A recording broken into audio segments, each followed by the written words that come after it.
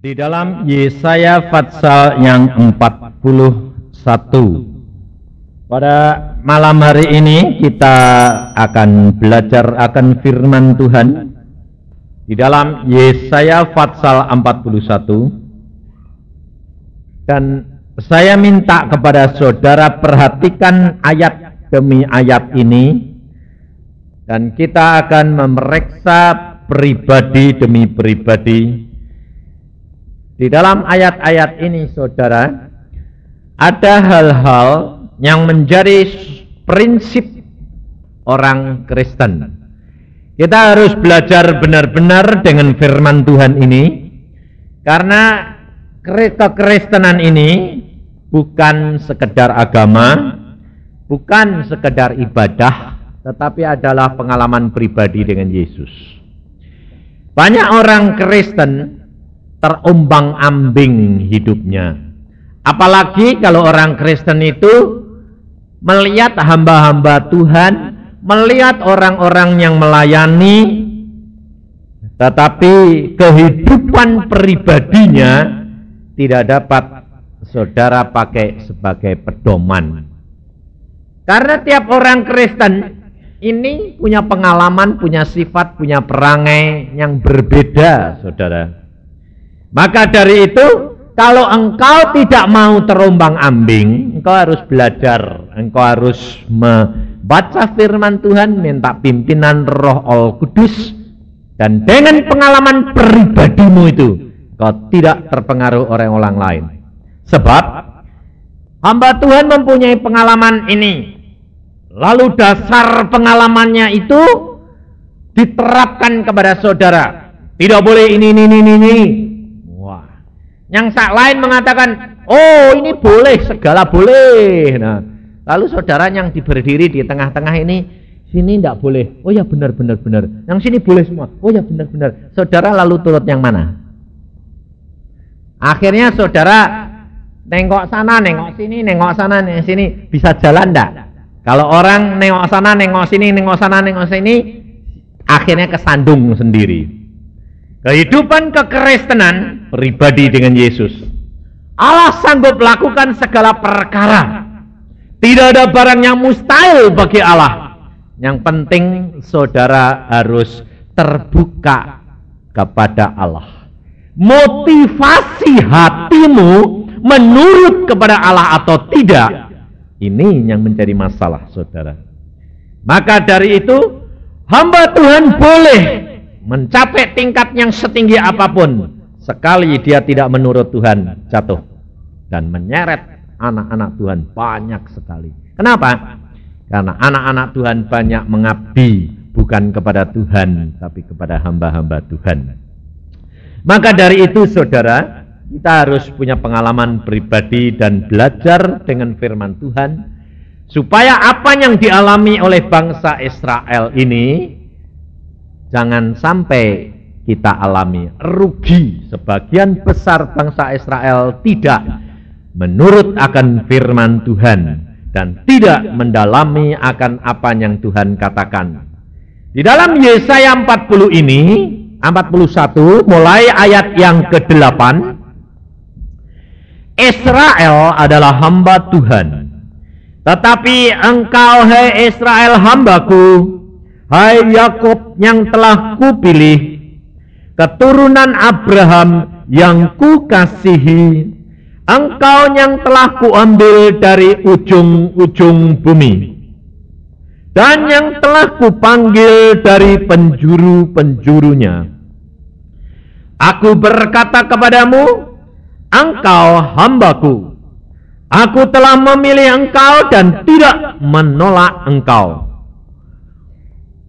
Janganlah takut, sebab aku menyertai engkau. Janganlah bimbang, sebab aku ini Allahmu. Aku akan meneguhkan, bahkan akan menolong engkau. Aku akan memegang engkau dengan tangan kananku yang membawa kemenangan. Sesungguhnya semua orang yang bangkit amarahnya terhadap engkau akan mendapat malu dan kena noda. Orang-orang yang membantah engkau akan seperti tidak ada dan akan binasa. Engkau akan mencari orang-orang yang berkelahi dengan engkau, tetapi tidak akan menemui mereka. Orang-orang yang berperang melawan engkau akan seperti tidak ada dan hampa.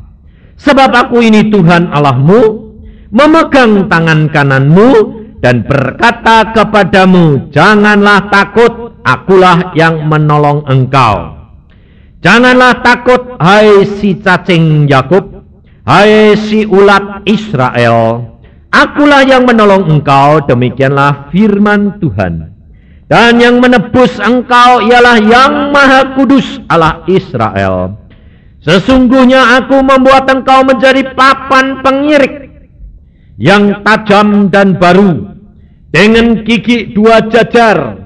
Engkau akan mengirik gunung-gunung dan menghancurkannya, dan bukit-bukit pun akan kau bukut dan kau buat seperti sekam. Engkau akan menampi mereka, lalu angin akan menerbangkan mereka, dan badai akan menyerahkan mereka. Tetapi engkau ini akan bersorak-sorak di dalam Tuhan dan bermegah di dalam yang Maha Kudus Allah Israel. Orang-orang sengsara dan orang-orang miskin sedang mencari air tetapi tidak ada. Lidah mereka kering kehausan, tetapi aku Tuhan akan menjawab mereka. Dan sebagai Allah orang Israel, aku tidak akan meninggalkan mereka. Aku akan membuat sungai-sungai memancar di atas bukit-bukit yang gundul, dan membuat mata-mata air membual di tengah daratan. Aku akan membuat padang gurun menjadi telaga, dan memancarkan air dari tanah kering. Aku akan menanam pohon aras di padang gurun, pohon penaga, pohon murat, dan pohon minyak.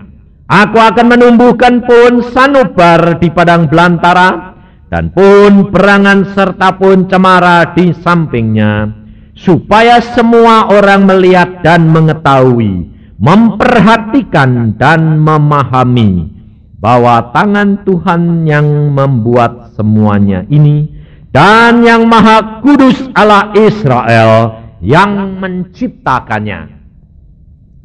Mari kita berdoa sekali lagi. Tuhan, firman-Mu sudah hamba bacakan, apa yang menjadi pesan-Mu pada saat ini hamba sampaikan. Buatlah hamba anak-anak-Mu mengerti, dan karuniakan roh pengertian ini dalam hidup kami, supaya tiap firman-Mu ini melekat dan tertanam di dalam hidup kami. Dalam nama Tuhan Yesus kami percaya. Amin. Saudara-saudara yang kasih dalam Tuhan, kalau saudara membaca ayat-ayat ini pada malam hari ini, dan apabila saudara itu menerima ayat-ayat ini di dalam kehidupanmu, sebetulnya apa yang melekat di dalam pikiranmu saat ini?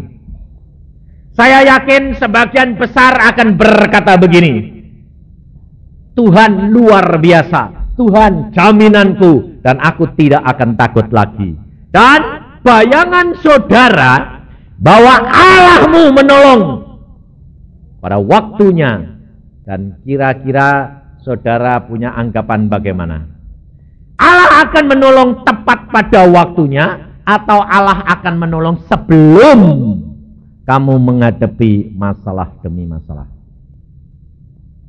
Banyak orang Kristen kalau membaca Alkitab ini menerimanya bagaimana? Puji Tuhan, pasti sudah ditolong.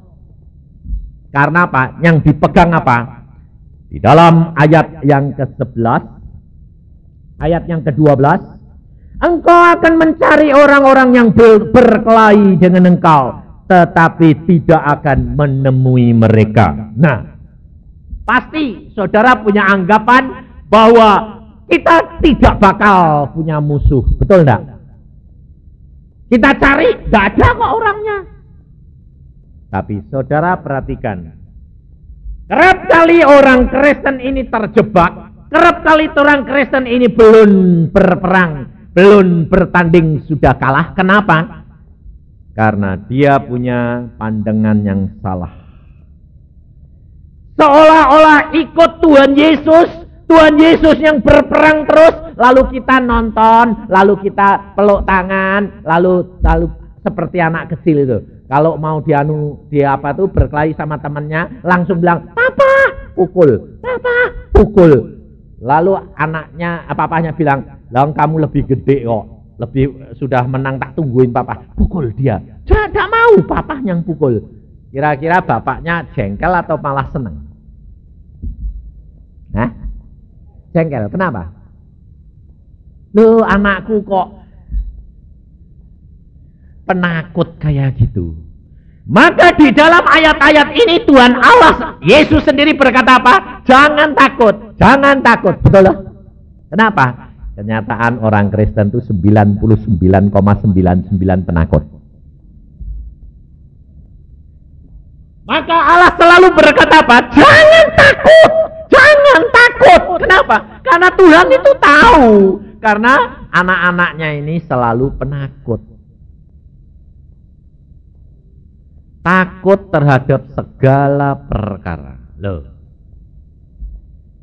Orang zaman sekarang, anak-anak orang Kristen lebih takut sama setan daripada sama Tuhan. Betul enggak? Nanti pergi ke sini, ada itu, wah ada setan itu. Ini, waduh, yang cerentel itu apa tuh merah-merah, waduh setan. Mau makan restoran enak loh di sana. Waduh, orangnya ini nyembah. Akhirnya saudara bakal bisa jajan ke restoran enggak? Hah? Enggak bisa. Saudara kalau pergi ke Bali, setiap kendaraan umum disajeni. Di mobilnya itu ada sajennya. Saudara mau naik enggak? Wadah setan ini. Tiap masuk toko ada sajennya. Ada setan ini dipersembahkan. Jadi beli barangnya enggak?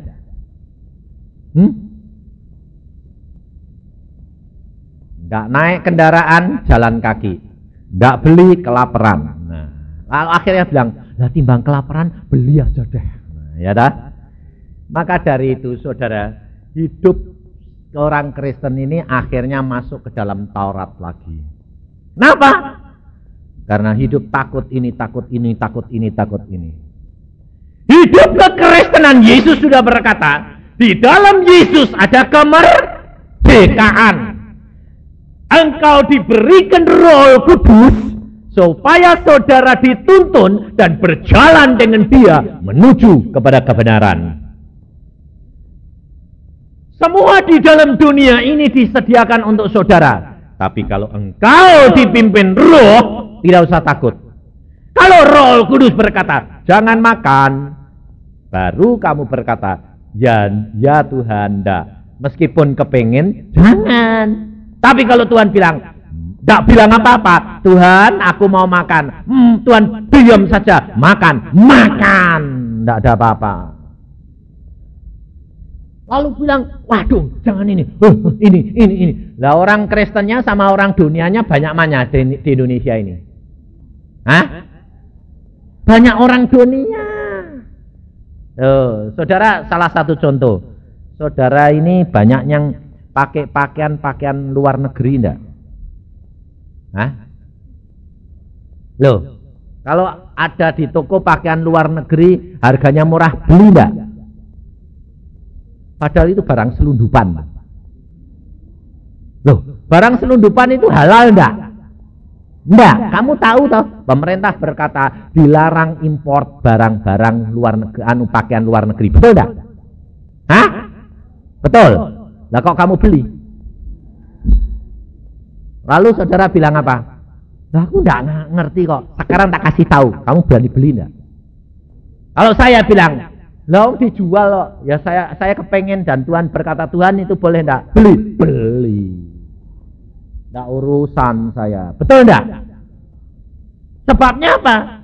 Loh, kita hidup ini di mana? Tuhan berkata, engkau ini adalah domba di antara serigala. Kalau kamu yang lengah, kamu yang dimakan serigala. Tapi domba-dombanya ini tidak takut. Karena apa? Ada Yesus. Tidak berani tidak jamah aku. Karena aku dibungkus dengan kuasa Yesus. Dan berjalan dengan pimpinan roh. Yang penting saudara harus peka, harus punya motivasi nurut akan Yesus. Kalau Yesus, kalau Roh Kudus di dalam hatimu berkata, jangan, tidak lakukan. Kalau Roh Kudus berkata, jalan, jalan saja. Contohnya adik saya pada waktu di dalam satu pesta. Pada waktu di dalam pesta itu ada orang yang dukun di situ mengatakan, saya mau tahu kalau itu hamba Tuhan. Bagaimana Pak? Saya racun.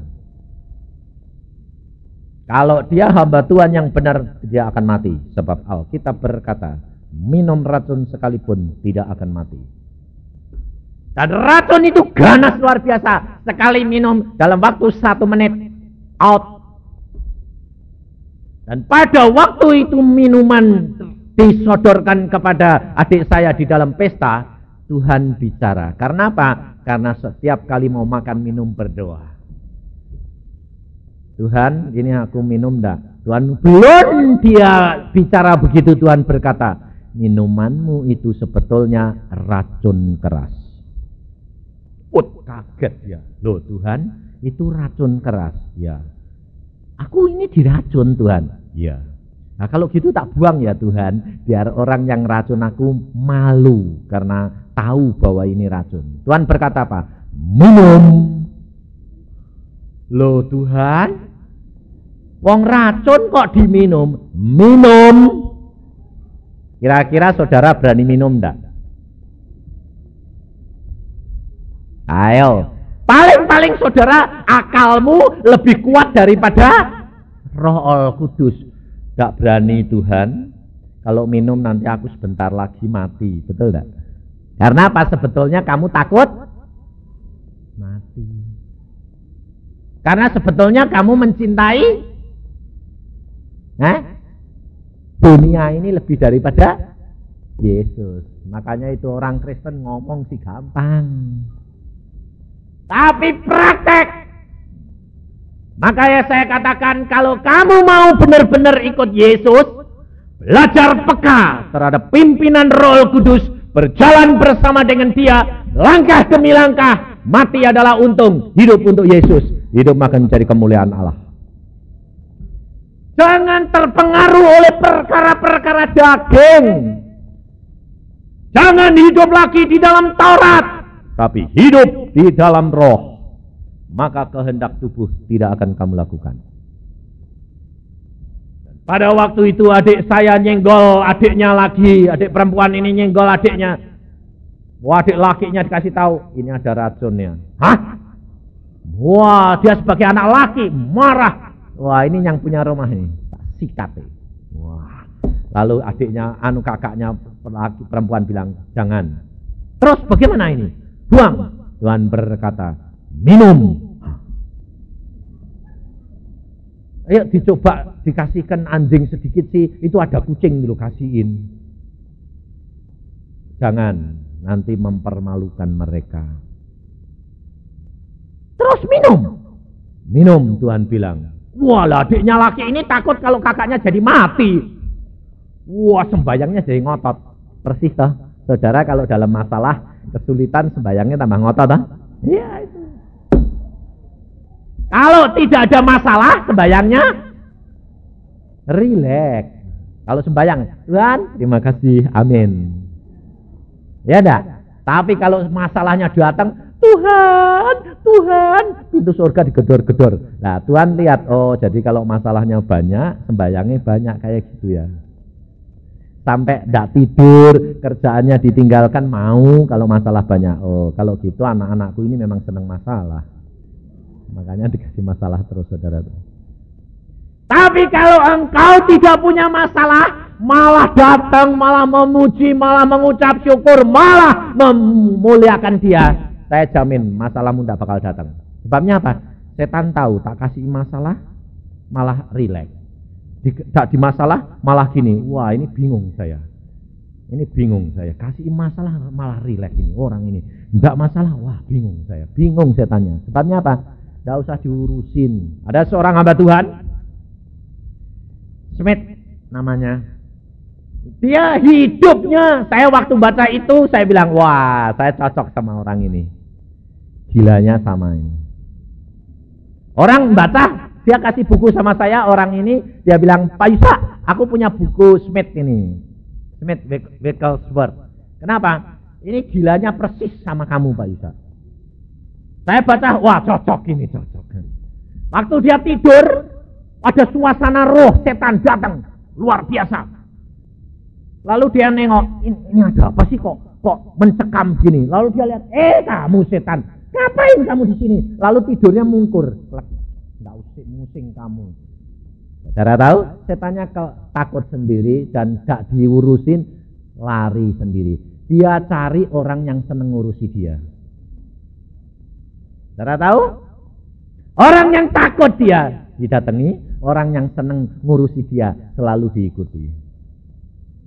Makanya kalau saudara berdoa dan saudara tahu ada orang kerasukan, ada yang ngusirnya itu loh sampai setengah mati. Wah, utang ini terus kok tidak nurut-nurut ya. Malah dijak ngomong, kamu siapa? Ini, wah yuk keluar, kamu dari mana? Waduh, semalam suntuh. Habis melayani situ, satu hari terus habis itu loyo. Kenapa kok loyo? Semalam suntuh tidak tidur. Saya bilang, kenapa kamu gitu? Kan ke Allahmu punya kuasa. Belajar dari Alkitab seperti Yesus. Tidak peduli saya. Makanya kalau ada retreat, itu selalu ada perkara-perkara kerasukan itu mesti ada. Saya tidak pernah posting. Saya tinggal tidur. Wah, hamba-hamba Tuhan yang lain, wah, bergumul sampai jam 3 kadang-kadang. Kalau sudah jam 3, lalu mereka iri lihat saya tidur, saya dibangunin. Gembrong kamar saya. Pak Yusa, kenapa? Orang sudah loyo semua, kamu enak-enak tidur. Lah salahmu, saya bilang. Kenapa? Lah kamu tanya Tuhan, saya tanya Tuhan bilang tinggal tidur. Ya saya tinggal tidur, peduli amat. Lah setannya itu. Lah Tuhan tahu kamu seneng ngurus ya urusono dulu. Sampai sekarang belum keluar. Belum. Ya biarin. Kenapa enggak kamu tinggal tidur? Nah itu apa? Nah, saudara seiman itu kan kasihan. Kamu kasihan dia sama Yesus kasihan dia, kasihan mana? Yesus lebih kasihan atau kamu lebih kasihan? Berani ngasih tahu kalau kamu lebih kasihan dia? Enggak toh, Yesus lebih kasihan. Lah kok Yesus diam saja? Karena Yesus tahu mau ngajar kamu, tahu enggak? Jadi bagaimana? Tanya dong. Kalau Tuhan mengatakan sudah waktunya. Kalau belum, diamin, pusing amat. Lalu pada waktu itu, ayo Pak Yusa. Tuhan ini saya datang. Ya sudah kamu sana datang, sudah waktunya. Nah saya cek saya datang. Wah masih ribut, saya bilang lepasinlah, biarin, lepasin. Enggak apa-apa. Lari loh Pak. Biar lari-lari.